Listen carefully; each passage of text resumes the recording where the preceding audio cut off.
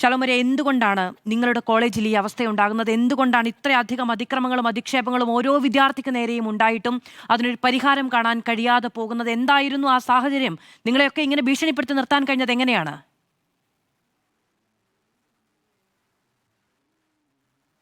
നമസ്കാരം. ഞങ്ങൾക്ക് ഇങ്ങനെ പുറത്ത് പരാതിപ്പെടാൻ പറ്റാത്തതിൻ്റെ ഒരു കാരണം, ഞങ്ങൾ പരാതിപ്പെട്ടിട്ടും സസ്പെൻഷൻ കിട്ടിയിട്ടും അതിനേക്കാൾ സ്ട്രോങ് ആയിട്ടാണ് റാം സർ തിരിച്ച് വന്നിട്ടുണ്ടായിരുന്നത്.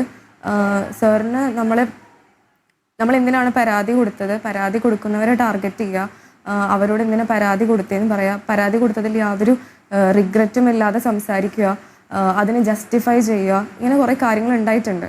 നമ്മൾ പരാതി കൊടുത്തതിന് ശേഷവും ഇതൊക്കെ തന്നെ സംഭവിക്കുള്ളൂ എന്ന് നമുക്ക് ഉറപ്പാണ്. അതുകൊണ്ട് നമ്മൾ ടാർഗറ്റ് ആവാതിരിക്കാനും നമ്മളുടെ എക്സാം നമ്മൾ ഫെയിൽ ആവാതിരിക്കാനും നമ്മുടെ ഇന്റേണൽ മാർക്സ് കുറയ്ക്കാതിരിക്കാനും നമ്മൾ നിശബ്ദരായിട്ട് ഇരിക്കേണ്ടി വന്നിട്ടുണ്ട്, നിസ്സഹായാവസ്ഥയിൽ ഇരിക്കേണ്ടി വന്നിട്ടുണ്ട്. എന്തൊക്കെയായിരുന്നു പരാതികൾ റാമിനെതിരെ ശലോമര? ഒരു വർഷത്തിന് മുന്നേ ഇവിടെയുള്ള ഒരു ബാച്ച്, ഒരു സീനിയർ ബാച്ച് സാറിനെതിരെ black dog, black pig, fatty, lean, ഒരുപാട് ശരീരം തിന്നായിട്ടുള്ളൊരു കുട്ടീനെ you look like a cancer patient അങ്ങനെ വിളിച്ചിട്ടുണ്ട്. ഇങ്ങനെ കളറിനെയും ബോഡി ഷേപ്പിനെയും വെച്ച് ആ വാക്കുകൾ അടങ്ങുന്ന, സാറ് വിളിച്ചിട്ടുള്ള വാക്കുകൾ അടങ്ങുന്ന ഒരു കംപ്ലൈൻറ്റ് നമ്മൾ കോളേജ് ഡീനിന് സമർപ്പിച്ചിട്ടുണ്ടായിരുന്നു. അതായിരുന്നു ആ പരാതിയുടെ ഉള്ളടക്കം. മർദ്ദിക്കുമായിരുന്നോ? അങ്ങനെയും ചില കുട്ടികൾ പറഞ്ഞു കേട്ടു. ഫിസിക്കലി ബോയ്സിനെ തലക്കിട്ട് കുട്ടുമായിരുന്നു. ചിലർക്കത് ഫണ്ണായിട്ട് എടുക്കാം, ചിലർക്കത് ഫിസിക്കൽ അബ്യൂസായിട്ട് എടുക്കും. അത് ഓരോരുത്തരുടെ മനോഭാവമാണ്. പക്ഷെ പറയേണ്ടത് എന്താണെങ്കിൽ ഫിസിക്കലി തട്ടുമായിരുന്നു. അതുപോലെ തന്നെ ഗേൾസിനെ തട്ടാൻ പറ്റാത്തത് കൊണ്ടായിരിക്കും ബോയ്സിനെ വിട്ട് കയ്യമ്മയും തലയും ഇങ്ങനെ അടിക്കുമായിരുന്നു. ആ അടി പുള്ളിക്ക് ആ അടീൻ്റെ സൗണ്ട് കേട്ടില്ലെങ്കിൽ ഒന്നുകൂടി ഷൂട്ടായിട്ട് കൊടുക്ക് എന്ന് പറഞ്ഞ് ആൺകുട്ടീനെ കൊണ്ട് ഷൂട്ടായിട്ട് അടുപ്പിക്കുമായിരുന്നു. ആ ആൺകുട്ടിക്കും നിസ്സഹായനായി നോക്കി നിൽക്കാൻ, അടിക്കാൻ വേറെ നിവൃത്തിയില്ല. ഈ കാര്യങ്ങളൊക്കെ പ്രിൻസിപ്പലിനടക്കം അറിയാമായിരുന്നോ? ഇപ്പോൾ വന്ന പ്രിൻസിപ്പൾ 3 മാസമായിട്ടുള്ളൂ നമ്മളുടെ കോളേജിൽ വന്നിട്ട്.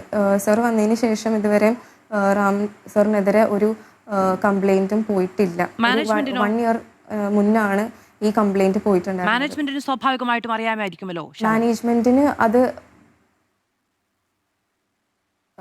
ഇന്ന് ഞങ്ങളോട് സംസാരിച്ച മാനേജ്മെന്റ് പറഞ്ഞത് അവർക്കത് കിട്ടിയിട്ടില്ല എന്നും, ഏതോ സസ്പെൻഷൻ മാനേജ്മെന്റ് അറിഞ്ഞിട്ടാണോ സസ്പെൻഷൻ ഉണ്ടായതെന്ന് നമുക്കറിയില്ല.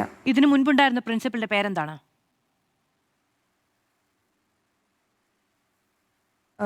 വിജയ് സിൽവസ്റ്റർ.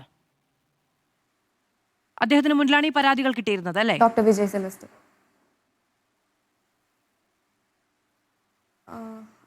അദ്ദേഹത്തിന് മുന്നിലല്ല, നമ്മൾ അക്കാഡമിക് ഡീനിനാണ് കൊടുത്തിട്ടുണ്ടായിരുന്നത്. എന്താണ് അദ്ദേഹത്തിന്റെ പേര്? Doctor Faisal CP. ആ കംപ്ലൈന്റിൽ നമ്മൾ സാറിനെ അഡ്രസ് ചെയ്തിട്ടാണ് ആ കംപ്ലൈന്റ് നമ്മൾ കൊടുത്തിട്ടുണ്ടായിരുന്നത്. ശരി, അതിലാണ് സസ്പെൻഷൻ ആയതിനു ശേഷം കൂടുതൽ കരുത്തനായി തിരിച്ചു വന്നത്. ഒറ്റ കാര്യം കൂടി ചോദിച്ചോട്ടെ ശാലോമരിയ, നിതിന്റെ വീട്ടിലേക്ക് കുട്ടികൾ ആരും ചെല്ലാത്തതുമായി ബന്ധപ്പെട്ട് വിദ്യാഭ്യാസ മന്ത്രി തന്നെ അതിൽ സംശയകരമായ ഒരു സാഹചര്യമുണ്ട് എന്ന് പറഞ്ഞു.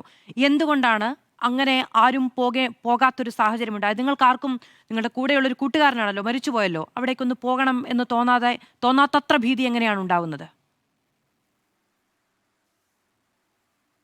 ഞാനും എൻ്റെ ഒരു ഫ്രണ്ട് നയന എന്നാണ് അവളുടെ പേര്, ഞങ്ങൾ 2 പേരും പോകാനായിട്ട് യൂണിയനിൽ ചോദിച്ചതാണ്. ഇപ്പം ഇത് ചോദിക്കേണ്ട ആവശ്യമില്ല എന്ന് ചിലപ്പോൾ ചിലർക്ക് തോന്നുമായിരിക്കും. പക്ഷെ നമുക്ക് അത്രയും ഒട്ടും സപ്പോർട്ട് ഇല്ലാത്തൊരു ആയിരുന്നു അത്.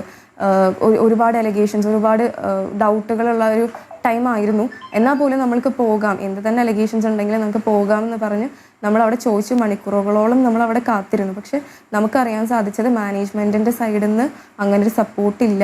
നിങ്ങൾ അങ്ങോട്ട് പോയിക്കോ, സ്വന്തം റിസ്കിൽ പൊക്കോളൂ, അവിടെ എന്തുണ്ടാവും നമുക്കറിയില്ല, നിങ്ങളുടെ സേഫ്റ്റി നമുക്കങ്ങനെ പ്രൊട്ടക്ഷനൊന്നും ചെയ്യാൻ പറ്റില്ല. അവർ പലതും പറയുന്നുണ്ട്, കോളേജിൽ നിന്നാണ് വരുന്നത് എന്നറിഞ്ഞു കഴിഞ്ഞാൽ അവിടെ എന്താ സംഭവിക്കാന്ന് പറയാൻ പറ്റില്ല എന്ന് പറഞ്ഞ് നമ്മളെയും ഒരു സപ്പോർട്ടില്ലാത്ത രീതിയിലായിരുന്നു. നമ്മൾ ഇപ്പോൾ പറഞ്ഞു കഴിഞ്ഞാൽ ഇപ്പം ഇറങ്ങാം, നമ്മൾ വന്ദേ ഭാരതിൽ പോകാം എന്ന് വിചാരിച്ച് ഞങ്ങൾ രണ്ടുപേരും നിന്നതാണ്.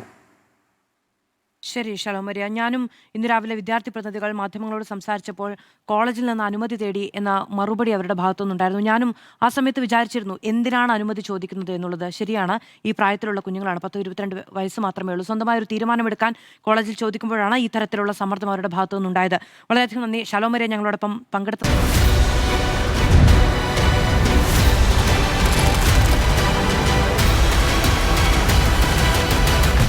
Debate with Madhu Saji.